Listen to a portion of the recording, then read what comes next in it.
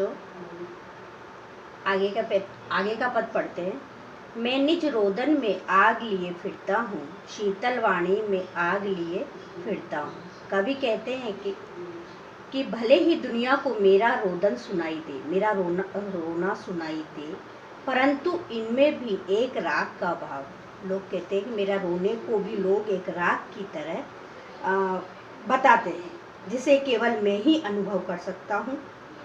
मेरी वाणी में विद्रोह की आग विद्यमान है, मतलब मेरी वाणी शीतल है, मृदु है, कोमल है, फिर भी उसमें एक प्रकार की मेरी वाणी एक प्रभाव छोड़ती है। जिन राजाओं को अपने हो जिस पर भूपों के प्रसाद निछावर, मैं वह खंडहर का भाग लिए फिरता हूँ।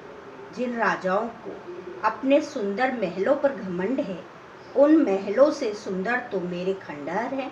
अर्थात मेरा कवि कर्म, मेरे कवि का जो कार्य है, अन्य किसी भी कार्य से महत्वपूर्ण है। अगला पैराग्राफ। मैं रोया तुमको इसको तुम कहते हो गाना। कवि कहते हैं कि जब मैं अपने हृदय की पीड़ा दूसरों को दिखाता हूँ, व्यक्त करता हूँ, तो समाज के लोग इसे गायन का नाम देते हैं। लोग कहते हैं अरे ये तो गा रहा है।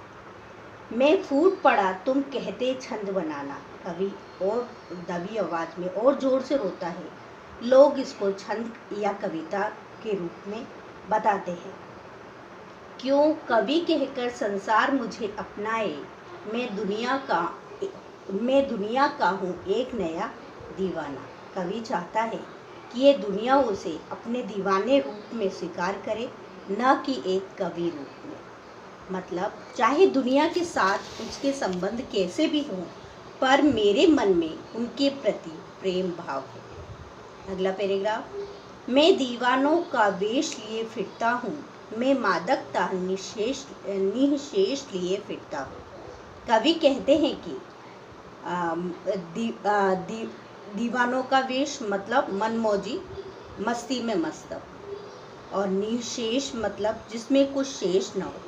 कवि कहते हैं कि भले ही दुनिया मुझे सामान्य जन ही समझे, मतलब सामान्य व्यक्ति ही समझे, लेकिन मैं इस दुनिया का सच्चा प्रेमी हूँ। मैं चाहता हूँ कि मेरे इस संदेश को सभी ग्रहण करें। आत्मसात करना मतलब ग्रहण करना। सभी मेरी तरह दुनिया के प्रति मधुर संबंध रखें। ऐसा करने पर ही जीवन का सच्चा सुख मिलना संभव है और दुनिया के लोग सुखमय जीवन जी सकते हैं। अगला पैराग्राफ। दिन जल्दी जल्दी ढलता है। कवि कह रहे हैं दिन बहुत ही जल्दी, समय बहुत ही जल्दी व्यतीत हो रहा है। हो जाए न पथ में रात कहीं, मंजिल भी तो है दूर नहीं। कवि जीवन यात्री को संबोधित करते हुए या राहगीर को संबोधित करते हुए कहते हैं कि समय बहुत तेजी से बीतता जा रहा है।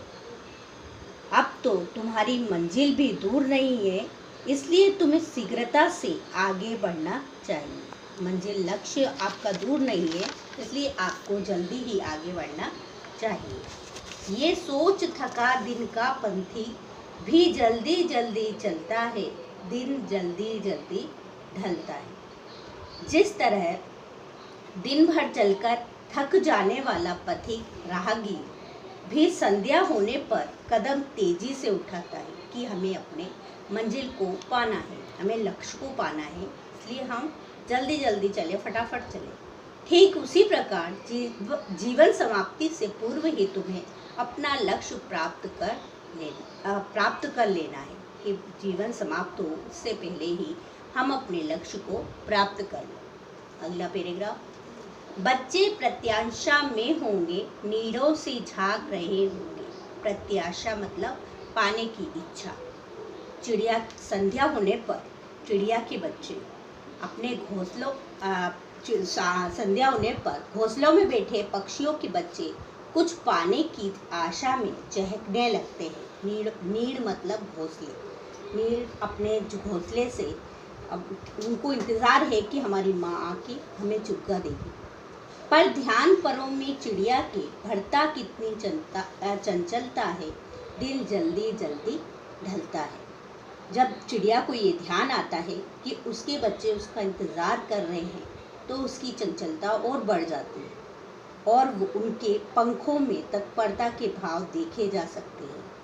मतलब कि चिड़िया भी संध्या होने पर अतिशीघ्र अपने घोंसले में अपने बच्चों के पास पहुंचना चाहती है।